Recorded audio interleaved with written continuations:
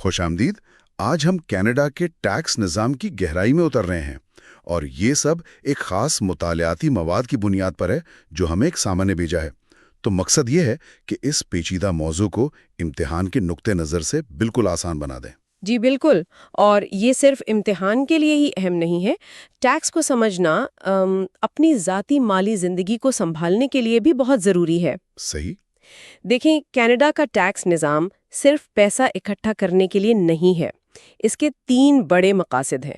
پہلا تو ظاہر ہے سڑکوں، اسپتالوں اور سماجی پروگرامز کے لیے آمدنی پیدا کرنا۔ ٹھیک ہے۔ دوسرا، آمدنی کی منصفانہ تقسیم، جس کے لیے وہ پروگریسو ٹیکس ریٹس کا استعمال کرتے ہیں، یعنی زیادہ کمانے والے زیادہ ٹیکس دیتے ہیں۔ اور تیسرا، ہمارے رویوں پر اثر انداز ہونا۔ اچھا، وہ کیسے؟ جیسے ریٹائرمنٹ کے لیے بچت کی حوصلہ افزائی کرنا اور تمباکو نوشی جیسی چیزوں کی حوصلہ شکنی کرنا۔ بہت دلچسپ۔ تو آئیے اس عمل کو شروع سے سمجھتے ہیں۔ مواد کے مطابق حساب کتاب کا ایک پورا طریقہ کار ہے۔ اس کی شروعات ہوتی ہے کل آمدنی یا ٹوٹل انکم سے۔ یہ پہلا قدم ہے نا؟ جی ہاں، یہ نقطۂ آغاز ہے۔ کل آمدنی میں وہ سب کچھ شامل ہے جو آپ نے سال بھر میں کمایا ہے، چاہے وہ آپ کی نوکری کی تنخواہ ہو، کوئی بونس ملا ہو، یا آپ نے کوئی چھوٹا موٹا کاروبار کیا ہو۔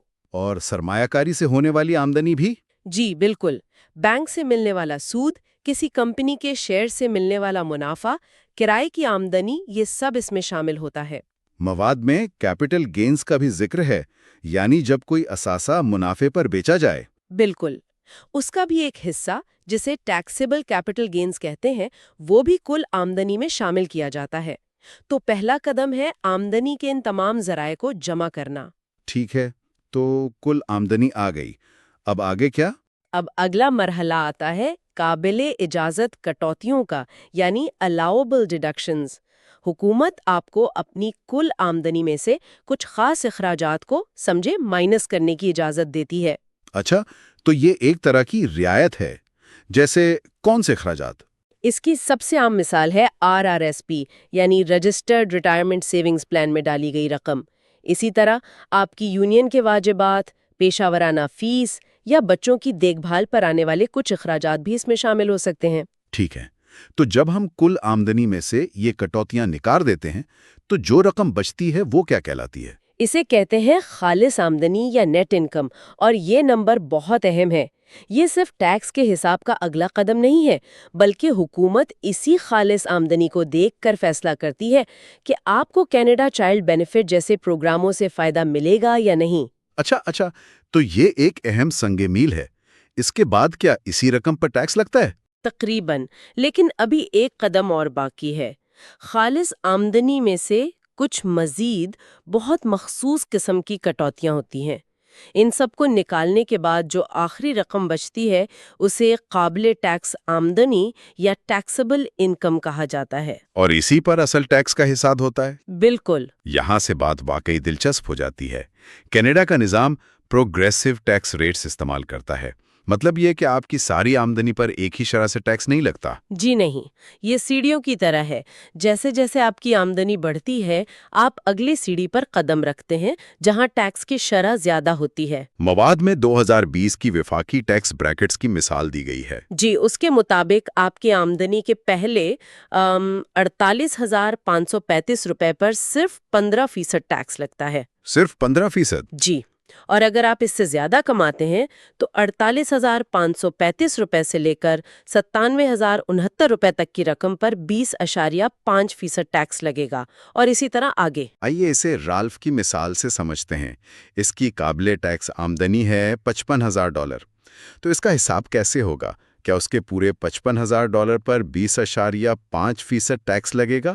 نہیں، اور یہی سب سے اہم نقطہ ہے۔ رالف کی آمدنی 2 حصوں میں تقسیم ہوگی۔ پہلے $48,535 پر 15% کی شرح سے ٹیکس لگے گا۔ ٹھیک ہے۔ اب اس کی باقی آمدنی کتنی بچی؟ $55,000 میں سے 48,535 نکال دیں تو $6,465 بچتے ہیں۔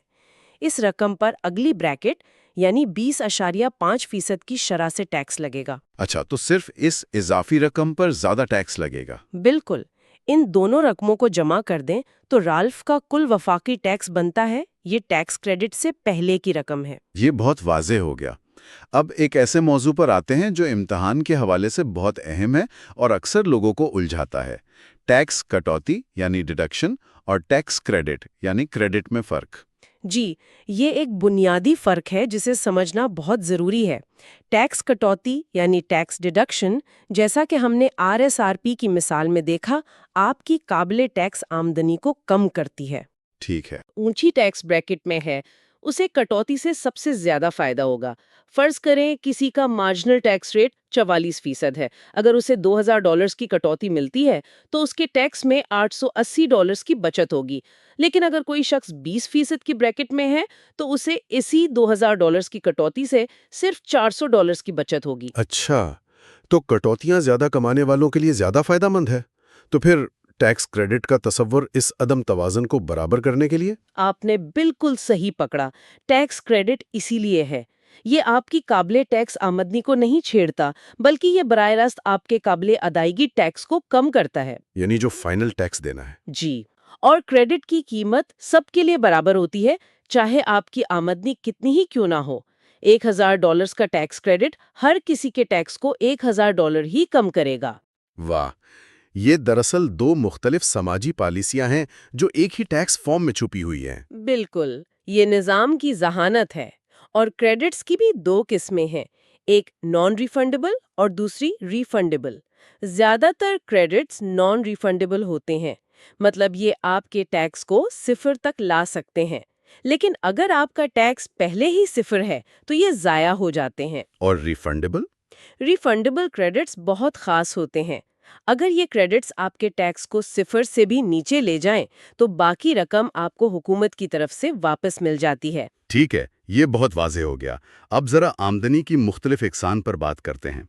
मवाद से ये वाज़ेह है कि हर किस्म की आमदनी पर एक जैसा टैक्स नहीं लगता। सबसे पहले मुलाजमत से आमदनी यानी एम्प्लॉयमेंट इनकम। जी हाँ, ये सबसे आम किस्म है। इसमें सिर्फ आपकी तनख्वाह शामिल नहीं होती, इसमें काबिले टैक्स फ्रिंज बेनिफिट्स भी शामिल हैं, यानी वो गैर नकदी फवायद जो आपका आजर आपको देता है। मैंने एक दोस्त से सुना था कि उसकी कंपनी ने उसे एक लैपटॉप दिया था और वो हैरान था कि उसकी कीमत उसकी आमदनी में लिखी हुई थी। ये वही चीज़ है ना? बिल्कुल, ये एक बेहतरीन मिसाल है। इसी तरह अगर आपको कंपनी की गाड़ी ज़ाती इस्तेमाल के लिए मिलती है या $500 से ज़्यादा मालियत का कोई तोहफा मिलता है, तो उनकी कीमत भी आपकी आमदनी में शुमार की जाती है। ठीक है। अब आते हैं सरमायाकारी से होने वाली आमदनी पर, जहाँ चीज़ें काफ़ी मुख्तलिफ हो जाती हैं। जी हाँ, और उन पर टैक्स का सलूक बिल्कुल मुख्तलिफ है। सबसे पहले सूद, इंटरेस्ट। ये सबसे सादा और सबसे ज्यादा टैक्स वाली आमदनी है। अगर आप $1000 सूद कमाते हैं तो पूरे $1000 आपकी आमदनी में शामिल हो जाएंगे। और डिविडेंड्स का क्या मामला है? मवाद में ग्रॉसअप और टैक्स क्रेडिट का जिक्र है, जो काफ़ी पेचीदा लगता है। इसे आसान तरीके से समझते हैं। जब कोई कैनेडियन कंपनी आपको डिविडेंड देती है तो वो अपने मुनाफे पर पहले ही कॉर्पोरेट टैक्स अदा कर चुकी होती है। अच्छा। तो हुकूमत कहती है कि हम आपसे दोबारा पूरा टैक्स नहीं लेंगे। इस दोहरे टैक्स से बचने के लिए पहले वो आपके डिविडेंड की रकम को मसनूई तौर पर बढ़ाते हैं, जिसे ग्रॉसअप कहते हैं, और फिर आपके टैक्स में से एक डिविडेंड टैक्स क्रेडिट माइनस कर देते हैं। तो इसका नतीजा ये है कि डिविडेंड पर टैक्स सूद से कम होता है? जी, मुअस्सर टैक्स की शरह कम होती है। ठीक है। अब तीसरी और सबसे दिलचस्प किस्म, सरमाया जाती मुनाफा, कैपिटल गेन्स। ये सरमायाकारों की पसंदीदा आमदनी है। कनाडा में इस मुनाफे का सिर्फ 50% हिस्सा काबिले टैक्स है। एक मिनट, सिर्फ आधा? तो आप कह रही हैं कि अगर मैं बैंक से $1000 सूद कमाऊं और मेरा दोस्त स्टॉक बेचकर $1000 मुनाफा कमाए, तो मेरे दोस्त को मुझसे तकरीबन आधा टैक्स देना पड़ेगा? जी बिल्कुल। ये तो बहुत बड़ा फर्क है। हुकूमत ऐसा क्यों करती है? ये एक पॉलिसी फैसला है। इसका मकसद लोगों को तवील मुद्दती सरमायाकारी करने और मईशत में अपना पैसा लगाने की तरगीब देना है। हुकूमत खतरा मोल लेने और कारोबार में सरमायाकारी करने को इनाम देना चाहती है। वाह! इसका मतलब है कि अगर कोई समझदारी से मंसूबा बंदी करे तो वो काफी टैक्स बचा सकता है। जी, तो फिर टैक्स बचाने की आम हिकमतें अमलियां क्या होती हैं जिनका जिक्र मवाद में किया गया है? दो बुनियादी हिकमत अमलियों पर बात की गई है, आमदनी का इल्तिवा और आमदनी की तकसीम। آمدنی کا التوا بہت سادہ تصور ہے، مطلب ٹیکس آج دینے کے بجائے مستقبل میں کسی ایسے وقت میں دیا جائے جب آپ کی ٹیکس کی شرح کم ہو۔ اور اس کے لیے سب سے عام ٹول RRSP ہے، ٹھیک ہے؟ بالکل، RSP کے 2 جادوئی فائدے ہیں۔ پہلا، جب آپ اس میں رقم ڈالتے ہیں تو وہ رقم آپ کی اس سال کی قابل ٹیکس آمدنی سے فوری طور پر کم ہو جاتی ہے۔ اسی وقت ٹیکس میں بچت۔ جی، اور دوسرا فائدہ یہ ہے کہ RSP کے اندر آپ کی سرمایہ کاری بڑھتی رہتی ہے اور اس پر کوئی ٹیکس نہیں لگتا۔ ٹیکس تبھی لگتا ہے جب آپ ریٹائرمنٹ کے بعد اس میں سے رقم نکالتے ہیں، اور اس وقت عام طور پر آپ کی آمدنی کم ہوتی ہے۔ بہت خوب، اب دوسری حکمت عملی پر آتے ہیں، آمدنی کی تقسیم یا انکم سپلٹنگ، یہ کیا ہے؟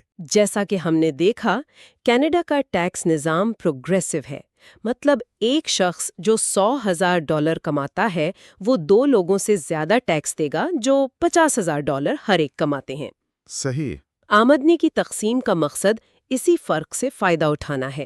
اس میں آپ اپنی آمدنی کو قانونی طور پر خاندان کے کسی ایسے فرد کو منتقل کرتے ہیں جس کی ٹیکس کی شرح آپ سے کم ہو۔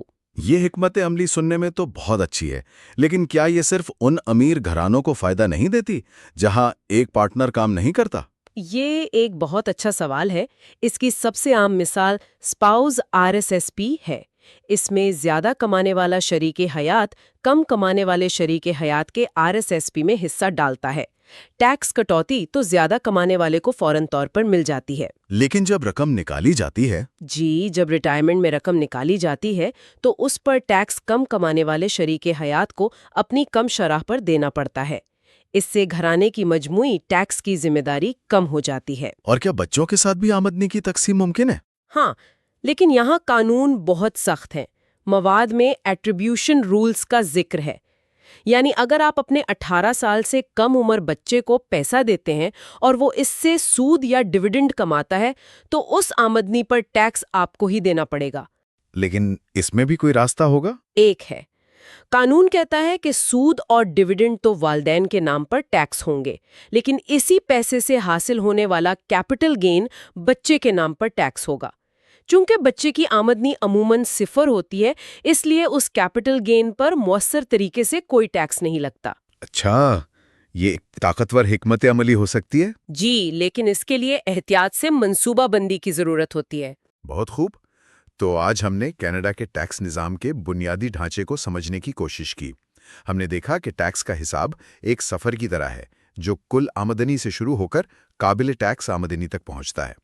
ہم نے کٹوتیوں اور کریڈٹس کے درمیان اہم فرق کو سمجھا، ایک امیروں کو زیادہ فائدہ دیتا ہے، دوسرا سب کو برابر۔ ہم نے یہ بھی جانا کہ ہر ڈالر ایک جیسا نہیں ہوتا، سود پر سب سے زیادہ ٹیکس لگتا ہے اور کیپٹل گین پر سب سے کم۔ اور آخر میں ہم نے RSRPs اور آمدنی کی تقسیم جیسی حکمت عملیوں پر بات کی۔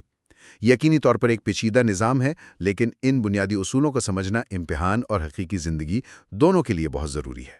بالکل، اور اس گفتگو کے اختتام پر میں سامع کے لیے ایک سوچ چھوڑنا چاہوں گی۔ فراہم کردہ مواد قوانین اور حساب کتاب پر مرکوز ہے، جو کہ بالکل ضروری ہے، لیکن ایک قدم آگے بڑھ کر سوچیں، یہ پیچیدہ قوانین ہمارے رویے کو کس طرح تشکیل دیتے ہیں؟ جب نظام محنت سے کمائی گئی تنخواہ کے مقابلے میں سرمائے سے کمائے گئے منافع پر کم ٹیکس لگاتا ہے تو وہ ہمیں کیا پیغام دے رہا ہے؟ کیا یہ طویل مدتی سرمایہ کاری کی حوصلہ افزائی کر رہا ہے، یا یہ صرف دولت مندوں کو مزید دولت مند بننے کا ایک راستہ فراہم کر رہا ہے؟ ٹیکس صرف ریاضی کا نام نہیں، یہ معاشی اور سماجی اقدار کا ایک آئینہ ہے۔ اس آئینے میں کیا نظر آتا ہے، اس پر غور کرنا بھی اتنا ہی ضروری ہے جتنا کہ حساب کتاب سیکھنا۔